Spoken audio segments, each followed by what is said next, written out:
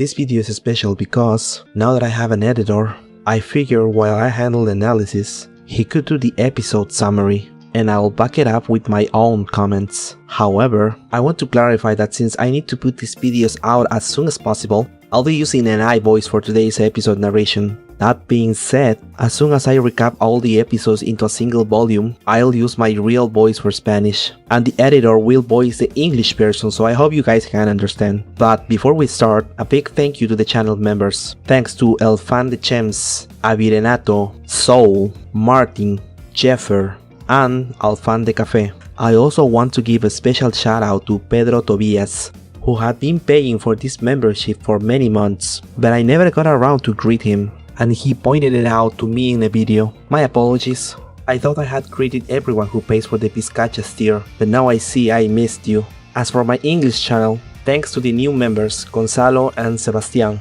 Before we begin, I want to clarify that from now on, the first section of the video will be the episode summary, and the second section will be the part where I give my opinions, just like I've always done. But now, let's get started. Welcome to the summary and analysis of Arc 10. Chapter 21 of Free Zero. Sitting on the bed, Natsuki Subaru processed the claim that the kingdom of Lugunica was facing an unprecedented crisis and the danger of national ruin by first pinching his cheek. Upon feeling the pain, he realized that this was definitely reality and not the continuation of a dream. He then expressed his distress, stating that he would prefer to be told it was the continuation of a nightmare, since too many absurd and shocking things were happening one after another, even wondering if he might be cursed. Beatrice, his reliable companion who stood up for their shared destiny by the bedside, comforted him by assuring him that, if that were the case, he wasn't the only one cursed, so he could rest easy. Subaru thanked her for being cursed with him and declared his love, to which Beatrice replied that she felt the same way. Straight after, he lowered the hand he was pinching himself with and began to stroke the little girl's head. It was evident that Beatrice didn't seem to have received much more of an explanation about the current situation than Subaru himself. Although he would have liked to question White Sheep and Russell while they were there, the latter stepped in to ask if the shocking words Subaru had used meant being surprised or upset. Subaru confirmed it with a look of confusion, commenting that usually only Otto managed to decipher the words from his hometown on the first try. Russell downplayed the matter, explaining that the letters sent by Roswell recently often contained unfamiliar terms. He added, however, that deciphering codes took some effort and that he wished the Margrave would put aside the practical jokes. The mention of this exchange of letters made Beatrice narrow her round eyes, slightly increasing her caution toward the merchant. Mentioning the name of an ally should normally bring peace of mind, but the fact that it couldn't be accepted so easily was very typical of Roswell. Russell shared that feeling, shrugging his shoulders and admitting that, even if it was someone else's problem, he couldn't help but feel uneasy about the way Roswell interacted with Subaru and his camp. To defend his own position, he clarified that he was an old friend of the Margrave, and that they had known each other for about 15 years. Subaru was astonished by how long that bond had lasted, and deduced that, therefore, the fact that he had lent them his power during the White Whale campaign had been Roswell's doing. Russell asked him not to worry about it, pointing out that business and friendship ran on completely separate lines. He assured him that the decision to cooperate back then was purely his own, and that if the Margrave had asked him, he probably would have refused. Beatrice celebrated the answer, noting that Russell evaluated Roswell correctly, and warning that if he had said they were two peas in a pod or best friends, they would have left that place at that very instant. Subaru thought to himself that it was very typical of Roswell that insulting him served to win Beatrice's trust. All the same, Russell's clarification was pleasing to him. He remembered that to join the fight against the White Whale as an alliance, he was the one who voluntarily persuaded Anastasia and Russell. Therefore, if the negotiation had been a mere setup by Roswell, his self-esteem would have taken a small hit. At that point, White Sheep interrupted to timidly suggest to the one she called Silver Fox that it would be better to continue with the story. Although the girl wanted to keep the conversation moving smoothly because they were off topic, that nickname added an element of interest that made Subaru ask if he could hear more details about it. Russell promised he could, maintaining that since they had welcomed him, they should be the ones to open their hearts to ask for his cooperation. However, before proceeding, he pointed out the need to verify that Subaru was not a dangerous element, translating it into the language of his hometown as a checkup. Russell stroked his neatly trimmed beard and deepened his smile while looking at Subaru, who involuntarily swallowed hard due to the sudden dryness of his mouth. Being labeled a dangerous component, the first thing that crossed Subaru's mind was the humiliating suspicion, previously mentioned by Black Dog, that he might be a sin archbishop. Anxious to clear himself of being treated on the same level as that scum, Subaru assured him that such a suspicion was incorrect, admitting that he didn't know how to prove it. Russell cut him off, ruling that a verbal defense was meaningless, reminding him that this was precisely the terror inspired by the witch cult and that Subaru himself should know it. With a cold and unwavering gesture that made the knight look down, Russell approached from the entrance and held out an object to him. Upon seeing it, Subaru caught his breath and let out a raspy murmur as he recognized it was a cell phone.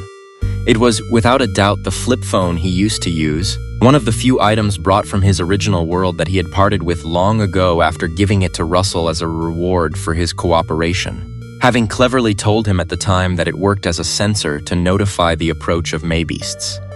Faced with Subaru's confused stammering, Beatrice asked him what was wrong. He exclaimed with frustration that he never expected to run into the symbol of his sins in a place like this, but insisted that treating him like a sin archbishop over that past deception was going too far, arguing that unlike them, he could actually prepare a proper apology. Russell stopped him, indicating that it was fine and that he had already verified it with that gesture, affirming that it was undoubtedly Natsuki Subaru. He explained that sin archbishops were incapable of truly reflecting and apologizing from the bottom of their hearts, doing so only as lip service. Finding himself free from the cult theory by such an unexpected answer, Subaru asked in bewilderment if the mere fact of holding the cell phone and knowing the word proved his innocence. Russell denied it, clarifying that it wasn't based on external factors, since he didn't know how many people Subaru had bragged to about that object before it fell into his hands. Instead, he revealed that he had verified it with his own eyes through his divine protection of evaluation, which allowed him to determine the value of what he saw. Pointing to his eyes and then to the device, Russell detailed that the device increased in value only while in Subaru's hands, suggesting it was an item no one else could master. He added that if he or his subordinates held it, the object did not emit any glow, but that in the knight's hands it was different, despite having been silent for a long time. Subaru guessed that the battery had probably run out, but wanted to know if it still glowed when held. Russell confirmed it, assuring him that it glowed dazzlingly. While savoring the nostalgic weight of the cell phone, Subaru absorbed the merchant's logic, nodding that if the object glowed only in his hands, it was proof that he was the exact same person from back then. Deducing this, Subaru asked him if Russell then knew from the beginning that he wouldn't be able to use the cell phone on his own. The merchant admitted he became convinced of it after receiving it as a reward, since he verified it had no value to him or his men, and confessed he thought the knight would be surprised if they ever faced off over that matter. Beatrice noted that the premise of the deceived being to blame wouldn't work on Subaru, and Russell agreed that she seemed to understand it well. Although in the past Khrushchev's divine protection of the wind indication had backed the value of the cell phone in a fair negotiation without Subaru lying, the fact that he felt guilt was another story. Despite the relief of seeing his identity guaranteed, Subaru insisted that this only proved he was the same person from the past campaign, raising the worried hypothesis of what would happen if he had belonged to the witch cult since before that event. White Sheep commented that he seemed to be suffering a lot over a mere hypothetical story, and Beatrice defended his discomfort, explaining that his body and soul viscerally rejected that idea. Subaru repeated the assumption of what would happen if he had been a sin archbishop from before, thinking that to clear up suspicion it was better to expose the worst possibility himself. Russell centered the analysis on the time the royal selection was declared, recalling that Subaru had made quite a bold statement in the royal castle. Subaru confirmed it bashfully, and the merchant continued, pointing out that the intervention gained him quite a bit of hatred from the attendees, reducing his reputation without generating an explosive reaction in his surroundings. With perfect logic, Russell asked rhetorically if the witch cult would take Subaru's place in such a state. Subaru yielded to the argument, admitting that even the cult would give up on his past self, and reflecting with frustration that he had proven his innocence through the pure stupidity of his past actions in the castle. He further thought that, since the practice battle with Julius seemed to have been erased by the loss of the latter's name, the knight's accumulated hatred toward him must be extraordinary, wondering if his current persecution was related to it. Upon asking if he was finally innocent in Russell's eyes, the latter firmly confirmed it, assuring him that, including his numerous achievements, it was no exaggeration to say that Subaru was the most reliable person in the kingdom of Lugunica at that moment. Subaru celebrated with emotion that his heart had been saved by such words, which triggered Beatrice's jealousy. The little girl reproached him for being so moved by that man when she, Amelia, and the others believed in him more than anyone. Subaru apologized, explaining that although the faith of his own people made him immensely happy, the fact that an outsider believed in you carried a difficulty that hit differently. Beatrice, remaining sullen, warned him that the next time they doubted him, she would apply a 5-minute penalty before taking his side. Facing Subaru's fear of not being able to endure that time without her support, he drew the girl toward the bed and settled her neatly between his crossed legs before turning to Russell. Subaru considered the evaluation over and demanded to be told the truth. He maintained that while the kingdom's crisis was important, he first wanted to know their true identities, certain that they were not simple merchants from the capital. He argued that a regular merchant wouldn't speak of an opponent capable of destroying the country as a lifelong enemy, linking that with the nickname Silver Fox given to Russell and White Sheep's role. Before he could make the merchant speak, a gruff voice coming from an unexpected direction broke the atmosphere, pronouncing the name Six Tongues. Subaru turned in surprise and discovered that Ratchins was already awake on the sofa. Ratchins admitted he had been listening for a while and that with so much talking it was impossible for him to stay asleep, confessing that he almost let out a shout when he saw Russell Fellow appear. Subaru was relieved to see him safe, wrapped in a blanket after being stripped of his dirty clothes. Putting aside the fact that he had been eavesdropping, Subaru urged him to explain what that Six Tongues business meant. Ratchins explained that it was an intelligence group operating behind the scenes in Lugunica, admitting that although he didn't doubt its existence, he was surprised to discover that the representative of the Merchants Guild was actually its leader. Processing that it was a spy organization, Subaru raised his voice in amazement, marveled to encounter a special agency so common in fiction but rare in reality. Connecting it with his own references, he exclaimed that Russell was the true identity of the organization that managed the dark side of the kingdom. Russell raised an eyebrow at the overreaction and asked him with a slight gesture not to talk about it so loudly, warning him that it involved his own life. Next, he explained that the Six Tongues were originally organized for the kingdom's spy-catching activities following the Demi-Human War. After the high spying capabilities of the demi-humans had been underestimated during the long Civil War, Subaru found it logical, remembering that among his acquaintances in the Pleiades battalion, there was someone capable of blending into the environment. Russell confirmed that the existence of such characteristics, divine protections, or meteors, demanded the creation of a specialized organization to deal with them, confirming his position as the current director. Subaru continued to be fascinated by the mystery of the director title and the flavor a special agency added, while Beatrice reminded him that the suspicious nature of those people hadn't changed, but had rather deepened. Russell ignored the debate and asked Ratchins where he had heard about the organization's existence, suggesting if it might have come from his father. Ratchins dismissed it with disdain, assuring him that Rickard Hoffman would never chatter about the kingdom's secrets simply because they were family, clarifying that he had merely connected words heard in occasional rumors, and that he never imagined Russell was the boss. Russell praised Rickard Hoffman's loyalty and tried to inquire if the young man kept in contact with his father, but Ratchins cut him off sharply, complaining that his bad habit as a spy chief was showing and demanding he speak up once and for all instead of making him talk. Russell made a dramatic bow, apologizing before Ratchins's sharp gaze. For Subaru, that exchange served to definitively prove that the background of nobility Ratchins revealed in the sewers was real. Taking the floor again, Russell explained to Subaru that, although he couldn't reveal secret information, the main goal of the Six Tongues lay in national defense, through tracking spies hiding their identities and using the title of representative of the Merchants Guild as a mere public cover. Subaru joked that for a cover it was a bit of a grand position, to which Russell replied that it was the result of balancing the authority and voice necessary for his public role, clarifying that not everyone influential in the capital belonged to the network. Beatrice commented solemnly that the current situation would have been better if they were. A shameful point that Russell had to admit with a serious grimace.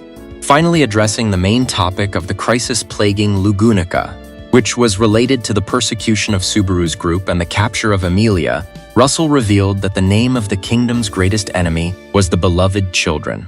Subaru wanted to confirm if that faction's goal was to destroy the royal selection, but the director clarified that what they were trying to destroy was the kingdom itself. When Subaru asked about the long fight he spoke of earlier, Russell detailed calmly that records of their movements in the shadows existed for more than 30 years. Hearing such an unbelievable figure, Subaru opened his eyes wide in shock, absorbing that the Six Tongues had practically been fighting them since their foundation after the Demi-Human War. Russell confessed with regret that the organization's history was the record of a secret fight against the beloved children, admitting that being against an enemy of an unknown nature, they were constantly forced into such a pathetic defensive stance that they barely had enough strength to keep them from doing whatever they wanted in the country. Richins mocked the confession, labeling it pathetic that a state agency had only been taking beatings. Russell accepted the criticism without words, recognizing that the sudden switching of sides by nobles, influential figures, and acts of leaking information to other nations were too many to mention. He added that in the 12 years he had been director, he hadn't managed to land an effective blow to break the stalemate, limiting himself to applying basic treatments until the recent appearance of White Sheep and Black Dog. Subaru looked at the girl waiting behind the director, and she, tensing her adorable features and bringing her hand to her chest, confessed that originally both she and Black Dog were part of the beloved children. Realizing they had achieved the escape of members from the enemy's side, Subaru was amazed by the size of the achievement. Russell explained that several coincidences were on their side to finally learn the background of their hostile opponents after 30 years of stalemate. White Sheep clarified timidly that she didn't know everything perfectly and that there were topics she could talk about and others she couldn't. In a moment of distraction, the girl murmured to herself that she felt surprised to have had such courage, and that if that were the case, she should have done it sooner, but upon noticing Subaru's curiosity, she waved her hands hastily, assuring him it was nothing and sticking to her current position. Before Subaru could inquire further, Rachins interrupted, questioning the wisdom of trusting defectors and suggesting the risk that it was all an enemy trap to manipulate them at will. Russell defended the alliance, arguing that if it were a trick, they would have already been crushed, detailing that in the year White Sheep had been with them, they had stopped more secret movements by the beloved children than he could count on one hand, so it wouldn't make sense for them to help so much. Despite Richins' insistence that they lacked caution, Russell urged him not to worry, assuring him that he had taken measures to prevent any betrayal and affirming that the defectors had earned his trust. While both examined each other, Subaru stayed out of it, feeling that the level of both players was different given Russell's cunning compared to Richins' back-alley thug background. Beatrice stepped in to note practically that if they counted the sewers and the current protection, the merchant and the thug were even. White Sheep broke into the exchange and, fixing a serious gaze on Subaru, bowed her head deeply to express her sincere gratitude. Facing Subaru's confusion over the reason for such a gesture, the girl clarified enthusiastically that it was due to the defeat of the Sin Archbishop of Sloth, Petalju's Romani Conti. Subaru opened his eyes wide, confused by how events from the start of the selection kept coming to light, and asked her directly if she had been one of that miserable guy's fingers. White Sheep denied it, but explained excitedly that due to the disappearance of Sloth, her mama had gotten very frantic moving from one place to another, a chaos that they took advantage of to escape enemy control. Subaru confessed to being lost in the story again, unable to understand what kind of chaos or what kind of mother would be upset by Petaljuice's fall. White Sheep admitted that she hadn't known the true identity of that figure for a long time either, because she always presented herself with a different appearance, preventing any serious conversation, but assured him that she had finally understood it. With her eyes shining as if opening the lid of the great secret she kept inside, the girl enthusiastically revealed the name of the person the beloved children were forced to obey and call Mama, the Sin Archbishop of Lust, Capella Emirata Lugunica. The impact of that name instantly froze Subaru's thoughts, calming his confusion as if cold water had been poured over him. It took him a long time to process and chew over the claim that Capella was the evil person behind the Beloved Children organization. While Subaru remained silent, Russell lightly scolded White Sheep for bringing up that name so hastily, reminding her that she had to be careful with information management since the cards in her hand were equivalent to her own life, a lesson he claimed to have taught her countless times over the past year. The girl lowered her shoulders in sadness at the lecture, but that break allowed Subaru's brain to start working again. To Subaru, although all Sin archbishops deserved to be labeled the worst, Capella's evil nature represented an object of exceptional hatred. He had only crossed paths with her once during the battle at the Priestella City Hall, but she was the main opponent he wished never to have to see again. Beatrice shared his disgust, noting that putting the names Mama and Beloved Children in the same sentence was a combination of words that made one want to vomit. Subaru added that he could perfectly picture Capella using those terms and immediately understood White Sheep's desire to escape. He felt relieved that Beatrice hadn't seen her in person, judging that no archbishop was good for her emotional health, and Capella in particular. White Sheep recounted with a painful smile that Capella gathered children from different places to treat them as her own children under the order to see her as a mother, admitting that untangling oneself from that custom was very difficult, because everyone had it marked in their bodies. To Subaru, the fact that they called their object of terror by that name even after escaping showed the immense hardships suffered, sincerely celebrating that the girl had managed to get out of that hellish position. However, he pointed out firmly that Black Dog lacked gratitude, complaining that that guy intended to burn him and his cute Beatrice, and warning that he wouldn't forgive him if he didn't apologize, a punishment Beatrice backed, pointing at the girl too.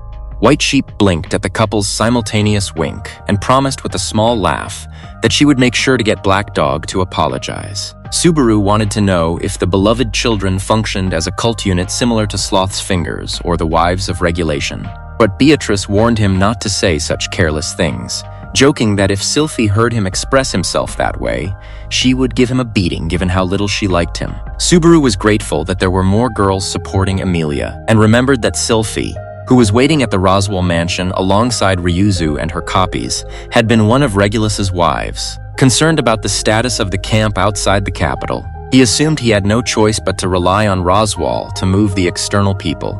When asking about White Sheep's view, the girl clarified that she had never encountered other witch cultists, leading Subaru to guess that it was a separate force or the private army of the Archbishop of Lust, repeating his hatred toward the organization's name upon knowing Capella was involved. Looking sideways at Krush, he reflected that the dragon blood poured into the Duchess's body was another of the scars left by Capella, recalling the infinity of human lives destroyed by her hands in Priestella. He then understood why Russell and his spies hadn't been able to catch her tail in 30 years, given Lust's ability to change her appearance and form at will. Russell confirmed that the truth of the information could only be established when Capella's public appearance in Priestella finally matched the profile that White Sheep and the others knew of her. Subaru absorbed in horror that if the switching of sides by nobles and acts helping the enemy responded to Capella's capabilities, it meant all those influential figures had probably been replaced by her. Realizing the size of that silent invasion, Richins made his voice shake with a tense face, unable to speak the terrifying possibility, while Beatrice shook, huddling between her partner's legs. Subaru looked for Russell's final confirmation, and the director of the Six Tongues, having already moved to the stage of solving the conflict, nodded deeply to declare seriously that, in effect, both the kingdom's council of sages and most of the high nobility had been replaced by Capella Emirata Lugunica at the head of the Beloved Children, warning furthermore about the high risk that the dragon's history stone was currently in the hands of said Lust. I hope you liked the episode narration, but now let's talk about the reveals this chapter brought us. First, I smiled a lot when I read the part where Russell mentions how he figures out the strange terms Subaru uses, and that's because Roswell uses them in the letters they exchange. This was something you could already guess. I don't remember if it was mentioned in a side story, but I do remember that among the influences Subaru brought to the members of the Mathers Mansion, one of them was the way he talks. These are terms that not only Garfield has started using, but also Roswell. Though Garfield probably wouldn't be happy to know his love rival also likes Subaru's words. I think the most interesting part here is that it references the events from Once Upon a Time in Lugunica. I know not everyone has the time or desire to read the side novels, but if you really like Roswal and Russell, I think that's the one novel you shouldn't miss, since it tells us how they met and how their friendship started. Honestly, I know people say a lot that Tepi puts important lore into side stories, but I think something that isn't said enough is that, in the end, the author puts the most important reveals from those novels into the main story. I wish the fandom were more aware of this. Another thing the author took advantage of in today's episode is giving us a bit more context on how Subaru convinced Russell to help him act as a middleman in the negotiations with Krush. Obviously, we know he offered the cell phone in exchange for his help, but we didn't know exactly what words he used to convince him. It turns out that to win him over, he presented the phone as a Mitia, one capable of detecting the beasts. Personally, I love this answer, and in fact, even if this information hadn't been presented, I already knew why Russell was so interested in Subaru's phone. You see, in the novels, it's said that Russell is constantly searching for Metias, since many of these items are legacies left behind by the witch. And obviously, it's better for them to collect every Metia they spot to keep them from falling into the wrong hands. Another part I found interesting is the return of Subaru's cell phone. I know it sounds funny when put that way, and even though it is, I love that old elements of the story are being used again. And I really liked how Russell gave him back the phone to confirm that Subaru is an ally. Russell's divine protection allows him to see the value of objects or people, and the phone was something he saw from the start that strangely only had value in the protagonist's hands. It seems that one way or another, when Subaru negotiated the phone with him in Arc 3, the phone glowed. Because of that, when he saw the phone glow again upon being back in Subaru's hands, he figured out he was talking to the original Subaru. But proving he was the original Subaru wasn't enough. He also had to check if he was truly a loyal citizen to the kingdom, especially now that he is accused of being an archbishop. At least, that's what Subaru thought. But Russell reveals that he has no doubt about it and tells him how the fool he made of himself in episode 13 proves his innocence. Honestly, I really loved this part, not only because the text shows Russell as a man with sharp wit, but also because it helps give us more context on certain things that happened in earlier episodes. For example, I remember that when Marcos went to arrest Emilia, Subaru's name was mentioned there, and I remember well that it says the soldiers present showed rage and bloodlust at the mention of that name. Now that Russell mentions that no one made him pay for his embarrassing statements, this makes us figure out that if the knights showed that hostility towards Subaru's name, it was because they want to make him pay for his declarations that day. Let's remember that now that Julius has been erased, no one remembers that Anastasia's knight put him in his place that day. And now that I think about it, as soon as Subaru is spotted by the knights, another situation will happen just like in Chaos Flame. In case you don't remember, in that city, people were very angry with Subaru and his group, so it's inevitable to believe that the same thing will happen now, but on the knights' side. Before moving on, I want to share an interesting fact. Did you know we already know the previous owner of Russell's divine protection? It was held by none other than Hoshin, and unless I remember wrong, Echidna used to say that man achieved great things thanks to that blessing he received. That's why I repeat, have faith in Russell. Next, I loved Rachin's dialogue about Russell's identity. As I've been telling you before, he had already interacted with them. And if I remember right, the reason he joined his group with Feltz was because they were running away from Russell. Ratchins is truly awesome, and I hope that soon we can also see Helene interact again with the man who humiliated her in a negotiation. Afterward, in the part where Russell gives some context about the Six Tongues organization and how it was created, Russell mentions something interesting. He says he is the current director, and this really catches my attention, and I'll tell you why. You see, in side stories, we are told the life of Orf, a man who made a huge impression on the kingdom because of his large network of contacts, and because of how useful he was, the Six Tongues was formed. But we don't know if they put him as the first director.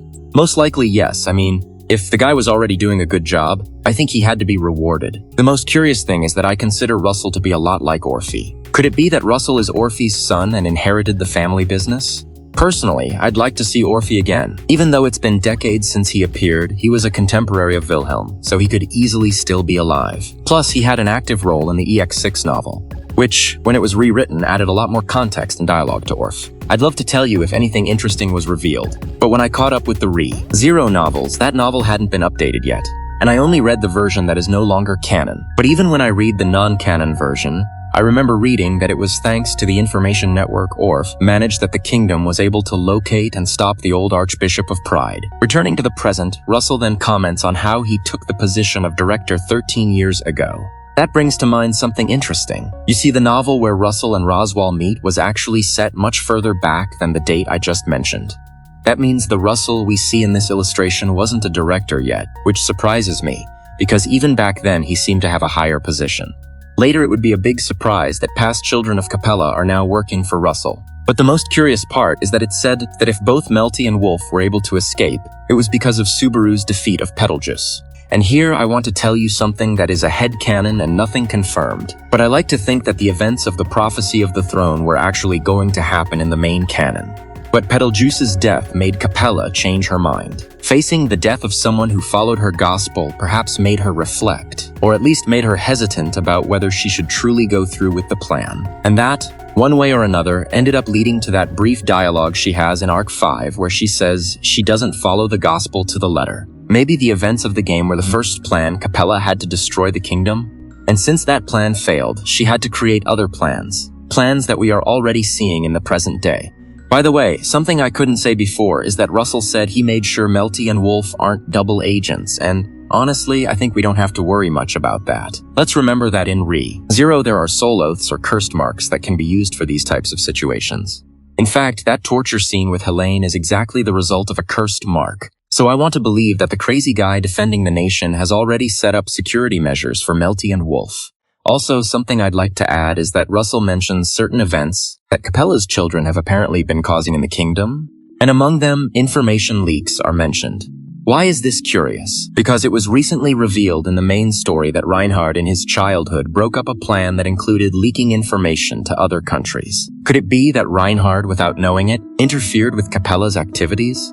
It could be, and just because of this fact, I imagine Capella being very happy when she ordered his execution in the alternative story of Sasagero. Next would come the reveal of how the events in Pristella confirmed to the Six Tongues that Capella was the same mother Melty and Wolf served. And it would also reveal the most shocking part of all. Many people in the kingdom have already been replaced, especially the members of the Council of Sages and several main nobles. And that would be all for today, but the speculation can continue. Personally, I think when they say Capella replaced key people in the kingdom, that can be understood in two ways. Capella transformed her own servants into the people she wanted to replace, or Capella's children simply have the same ability Sithonia had, the ability to transform into others. Personally, I highly doubt every child has the ability to transform, since I think that would be too broken. And I also rule out this option because if someone truly transformed into Miklatov through an ability or something like that, then they should have reverted to their original appearance as soon as they were killed, but we already saw that didn't happen. For now, I'm sticking to the idea that Capella's children who have replaced people have been transformed externally by Capella, and I hope the transformed children are strong, because otherwise, it wouldn't be very exciting. I know you might think we have reasons to believe the children are strong, but apparently Krush already killed one of these children, and it didn't look like they gave her much of a fight. Anyway, we'll see what happens. Finally, I think with this episode, an emphasis on the word think, I think we can already say the person behind the illness that killed the royal family was Capella. Why do I say this? Because we have records from side stories that the royal family's illness was something that even took Russell himself by surprise. And he got angry when apparently Roswald didn't tell him. Remember how today Russell said they were unable to respond to many things that happened in recent years? Well, my theory is that one of those things they were unable to respond to was the royal illness caused by Capella. And this in turn feeds my belief that Princess Emerauda Lugunica, who passed away a long time ago, is the same archbishop of today. Since there is a record that this princess did not have a good character and was malevolent, it makes a lot of sense that she holds a grudge and longs for the fall of the kingdom, which is something Russell confirmed to us in this episode, confirming that Capella wants to destroy the nation. But that would be all for today. I know it seems like the analysis part is shorter than before, but in reality it isn't. Before I inevitably had to recap the episode, but now that the editor does it for me, I can take the liberty of just going straight to the point. Also, before we head out, I want to tell you something. From now on, I'll have the editor summarize the episodes while I handle the analysis part of the current episode. Unfortunately, since these videos have to be ready as soon as possible, for now we will still use the AI voice, at least in videos of this type. However, the shorts and the recap videos we make of all the episodes in the arc will be recorded with the editor's real voice and packed with extra facts for your enjoyment. I'm very excited about this new video series, and I'd be very happy to know that the public also likes this new video style. If everything goes well, maybe we can narrate Arcs 7, 8, and 9 when the current novel goes on hiatus. But of course, that would be a goal for much later. Still, let me know what you think in the comments.